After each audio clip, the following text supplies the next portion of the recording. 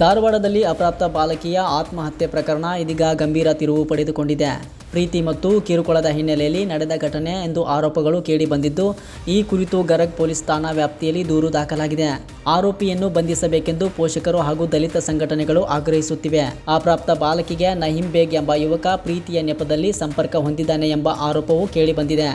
ನಂತರ ಬಾಲಕಿಯನ್ನು ಬುರ್ಕಾ ಧರಿಸಿ ಅವನೊಂದಿಗೆ ಸುತ್ತಾಡುವಂತೆ ಮಾಡಿದ ಘಟನೆಗಳು ನಡೆದಿವೆ ಎಂದು ತಿಳಿದು ಬಂದಿದೆ. ಈ ಸಂದರ್ಭದಲ್ಲೇ ಬಾಲಕಿ ಪೋಷಕರಿಗೆ ಸಿಕ್ಕಿಬಿದ್ದಿದ್ದು, ಬಳಿಕ ಅವರು ಆಕೆಗೆ ಬುದ್ಧಿವಾದ ಹೇಳಿದ್ದಾರೆ. ಅರೆಸ್ಟ್ ಮಾಡಿಲ್ಲ, ಅವ್ನು ಅರೆಸ್ಟ್ ಮಾಡ್ಬೇಕನ್ನೋದು ನಮ್ಮದು ಅಭಿಮಾನ ರೀ ಅಷ್ಟೇ. ಅವ್ನು ಮಾಡಬೇಕಾ ಮಾಡು ಮಟನು ನಾವು ಸದ್ಯಕ್ಕೆ ನಾವು ಓಡಾವ್ರನ್ನ ರೀ ಊರಾಗ ಬೆಟ್ಟಿಗೆರೆಗೆ ಇರ್ತಾನೆ ರೀ. ಬೆಟ್ಟಿಗೆರೆಗೆ ಇರ್ತಾನು, ಬಂದು ಇಲ್ಲಿ ಸರಿಯಾದ ಅಂಗಡಿಗೆ ಬಂದು ಹೋಗಿರ್ತಾನೆ ರೀ. ಬಂದು ಹೋಗ್ಕಂಡ್ರಿ ಹುಡುಗನ ಹೆಸರೇನ್ರಿ? ನಹೀಂ ಬೇಗ್. ನಹೀಂ ಬೇ ಅಂತ ನಮ್ಗೆ ಮಾತಾಡಕ್ಕೆ ಬರ್ದ್ರಿ. ಪೊಲೀಸರು ಹಿಡಿದು ಒಳಗೆ ಹಾಕ್ತೇವ್ರಿ ಅಂತಾರೆ. ಅವ್ರು ಹಿಡಿದು ಒಳಗೆ ಹಾಕ್ತೇವೆ ಅಂತಾರೆ, ಇನ್ನೂ ಹಿಡಿದುಗೆ ಹಾಕಿಲ್ಲ. ಹಾಕತ್ತೇವೆ ಅಂತಾರೋ ಇನ್ನೂ ಹಾಕಿಲ್ಲ. ಹೌದ್ರಿ. ಅದು ಅವ್ರಿಗೆ ಗೊತ್ತಾಯ್ಕೆಸ ಆತ್ಮಹತ್ಯೆ ಮಾಡ್ಕೊಂಡು ಇಲ್ಲ. ಆತ್ಮಹತ್ಯೆ ಅಂದ್ರೆ ಹೆಂಗ್ರಿ, ಅವರು ಕಿರ್ಕಳ ಕೊಟ್ಟಾನ್ರಿ ಅವಲ್ಲಿ ಹುಡುಗ ಫೋನ್ಯಾಗ. ಕಿರ್ಕಳ ಕೊಟ್ಟಗುಲ್ಲ ಅಂತಂದ್ರೆ ಹುಡುಗಿ ದಿವಸ ಹಳೋದು ಕರೋದು ಮಾಡಾಕೈತದ. ಯಾಕೆ ಕಳ್ತಿ, ಯಾಕೆ ಈ ಮಾಡ್ತೀವಿ ಅಂತ ಕೇಳ್ಬಾರ್ದಂದ್ರೆ, ಇಲ್ಲ ನಮ್ಮ ತಮ್ಮನ ಸಂಬಂಧ ನಾವು ಹಿಂಗೆ ಮಾಡಿದ್ದೀವಿ ಅಂತ ಕೇಸ್ ಹೇಳ್ತಿದ್ದ. ಅವರು ತಮ್ಮ ಇಲ್ಲ ಅಕ್ಕ ಸುಳ್ಳ ಹೇಳಕತ್ತಾಳು, ಆಕೆ ಸುಳ್ಳ ಹೇಳಕತ್ತಾಳು, ಮತ್ತು ಅಲ್ಲಿ ಅವನ ಮೇಲೆ ಮಾತಾಡಿ ಕೇಸ್ ಹಾಳಾಕತ್ತಾಳಕ್ಕೆ ಅಂತೇಳಿ ತಮ್ಮ ಹೇಳಿದ. ಹೌದ್ರಿ, ಅದೇ ಥರ ಇತ್ತು. ಬುದ್ಧಿ ಹೇಳ್ಯಾರ್ರಿ ಅವ್ರ. ಬುದ್ಧಿ ಅಂದ್ರೆ ಇವ್ರು ನೋಡಿಲ್ಲಲ್ರಿ ಸರ್ ಬುದ್ಧಿ ಹೇಳಕ್ಕೆ.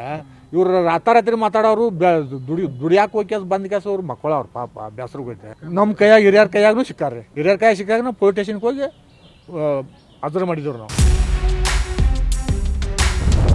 ನಂತರ ಬಾಲಕಿ ಆ ಯುವಕನ ಸಹವಾಸದಿಂದ ದೂರವಾಗಿದ್ದರೂ ನಹೀಂ ಬೇಗ್ ನಿರಂತರವಾಗಿ ಮೊಬೈಲ್ ಮೂಲಕ ಸಂಪರ್ಕದಲ್ಲಿದ್ದಾನೆ ಎಂಬ ಆರೋಪ ಇದೆ. ಅಪ್ರಾಪ್ತೆಗೆ ಮೊಬೈಲ್ ಕೊಡಿಸಿ ಚಾಟಿಂಗ್ ಮತ್ತು ವಿಡಿಯೋ ಕಾಲ್ ಮೂಲಕ ಸಂಪರ್ಕ ಮುಂದುವರಿಸಿದ್ದಾನೆ. ಇದೇ ವೇಳೆ ಬಾಲಕಿ ಬುರ್ಕಾ ಧರಿಸಿರುವ ಫೋಟೋ ಸಾಮಾಜಿಕ ಜಾಲತಾಣಗಳಲ್ಲಿ ವೈರಲ್ ಆಗಿದ್ದು, ಇನ್ಸ್ಟಾಗ್ರಾಂನಲ್ಲಿ ಸಹ ಪೋಸ್ಟ್ ಮಾಡಲಾಗಿದೆ ಎಂಬ ಮಾಹಿತಿ ಇದೆ. ಇದರಿಂದ ಮನನೊಂದ ಬಾಲಕಿ ಆತ್ಮಹತ್ಯೆ ಮಾಡಿಕೊಂಡಿದ್ದಾಳೆ ಎಂದು ಪೋಷಕರು ಆರೋಪಿಸಿದ್ದಾರೆ.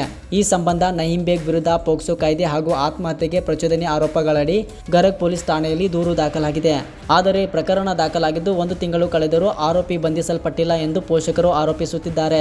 ಪೊಲೀಸರು ಆರೋಪಿಯನ್ನು ರಕ್ಷಿಸುತ್ತಿದ್ದಾರೆ ಎಂಬ ಗಂಭೀರ ಆರೋಪವೂ ಕೇಳಿಬಂದಿದೆ.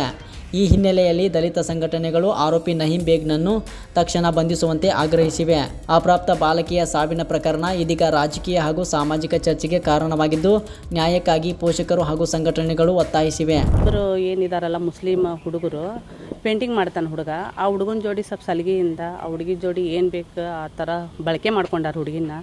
ನಾವು ತಡವಾಗಿ ನಾವೆಲ್ಲ ವಿಚಾರಣೆ ಮಾಡಿದ್ದು ನೋಡಿದ್ರಂದ್ರೆ ಅವಳನ್ನ ಲೈಂಗಿಕವಾಗಿ ಬಳಸ್ಕೊಂಡಿದ್ದಾರೆ. ಮತ್ತು ಅವಳಿಗೆ ಯಾವ ಟೈಪ್ ಕಿರುಕುಳ ಕೊಟ್ಟಿದ್ನೋ ಗೊತ್ತಿಲ್ಲ ನಮ್ಗೆ. ಬಟ್ ಅಲ್ಲಿ ಏನಾಗಿದೆ ಅಂದರೆ ಸರ್, ಇದು ಆಲ್ರೆಡಿ ಅವನು ಒಂದು ಟೈಮ್ ಅವ್ರ ಮನೆಗೆ ಬಂದು ಸಿಕ್ಬಿದ್ದಿದ್ದ.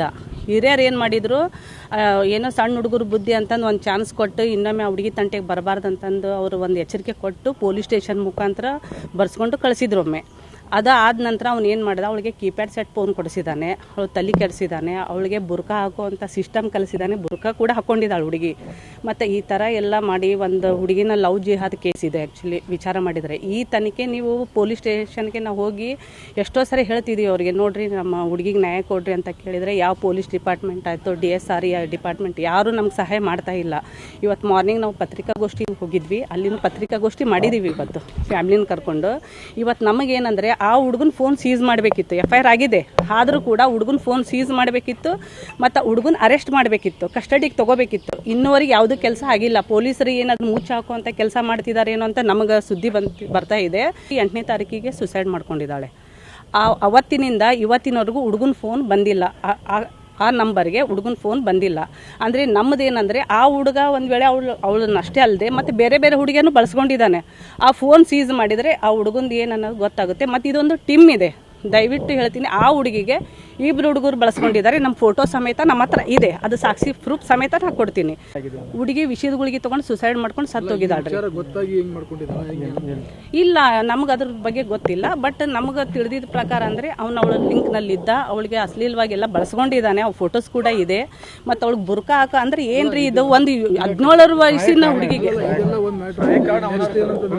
ಸಾಯಕ್ಕೆ ಅವನೇ ಕಾರಣ ರೀ. ಅವ್ನು ಏನು ಕಿರುಕುಳ ಕೊಟ್ಟಿದ್ದಾನದು ಏನು ಗೊತ್ತು. ಯಾಕಂದ್ರೆ ತಂದೆ ತಾಯಿ ಅಗ್ದಿ ಕೇವಲ ಬಡವರು. ಅವ್ರು ಬೆಳಿಗ್ಗೆ ಹೋದ್ರೆ ಒಮ್ಮೆ ರಾತ್ರಿ ಬರ್ತಾರೆ. ಅವರು ನೆಲ ಸಿಕ್ಕರೆ ಬಂಗಾರ ಮಲಗಿ ಬಿಡ್ತಾರೆ ಅವರು. ಆ ಸಮಯದಲ್ಲಿ ಇವಳು ರಾತ್ರಿ ಎಲ್ಲ ಅವ್ನ ಜೋಡಿ ಕಾಂಟ್ಯಾಕ್ಟ್ನಲ್ಲಿ ಮಾತಾಡೋದು, ಚಾಟಿಂಗ್ ಮಾಡೋದು ಎಲ್ಲ ಆಗಿದೆ ಇದೆಲ್ಲ ಫೋನಲ್ಲಿ. ಇವತ್ತು ಮೊಬೈಲ್ ಸೀಸ್ ಮಾಡಿದ್ರೆ ಎಲ್ಲ ಅವನ್ನ ಯಾರ್ಯಾರಿಗೆ ಚಾಟಿಂಗ್ ಮಾಡಿದಾನೆ, ಎಷ್ಟು ಹುಡುಗಿ ಲಿಂಕ್ನಲ್ಲಿ ಇದಾನೆ ಅನ್ನೋದೆಲ್ಲ ಬಳಕೆಗೆ ಬರ್ತೈತಿ. ಈ ಪೂರ್ಣಿಮಾ ಅನ್ನೋ ಹುಡುಗಿನ ಒಂದು ಹುಡುಗಲ್ಲ, ಇಬ್ಬರು ಫ್ರೆಂಡ್ಸ್ ಅವರು, ಇಬ್ಬರು ಕೂಡ ಹುಡುಗಿನ ಬಳಸ್ಕೊಂಡಿದ್ದಾರೆ. ತಮಗೆ ಯಾವ ಟೈಪ್ ಬೇಕೋ ಆ ಟೈಪ್ ಬಳಸ್ಕೊಂಡಿದ್ದಾರೆ. ಅರೆಸ್ಟ್ ಮಾಡ್ತಾ ಇಲ್ಲ. ಪೊಲೀಸರಿಗೆ ಎಷ್ಟೋ ರಿಕ್ವೆಸ್ಟ್ ಮಾಡಿದ್ರು ಕೂಡ ನಾವು ತನಿಖೆ ಮಾಡ್ತೀವಂತ ಸುಳ್ಳು ಹೇಳಿಕೆ ಕೊಡ್ತಾರ, ಹೋಗ್ತಿದ್ದಾರೆ. ಅದಕ್ಕೆ ದಯವಿಟ್ಟು ನಿಮ್ಮಿಂದ ನಮಗೆ ನ್ಯಾಯ ಸಿಗ್ಬೇಕನ್ನೋದು ನಮ್ದು ಒಂದು. ಇವಾಗ ನಾವು DC ಮುಖಾಂತರ ಮಹಿಳಾ ಆಯೋಗಕ್ಕೆ ಒಂದು ಮನವಿ ಕೊಟ್ಟಿದ್ದೀವಿ ಮತ್ತು ಮುಖ್ಯಮಂತ್ರಿಯವ್ರಿಗೂ ನಾವು ಒಂದು ಮನವಿ ಕೊಟ್ಟಿದ್ದೀವಿ.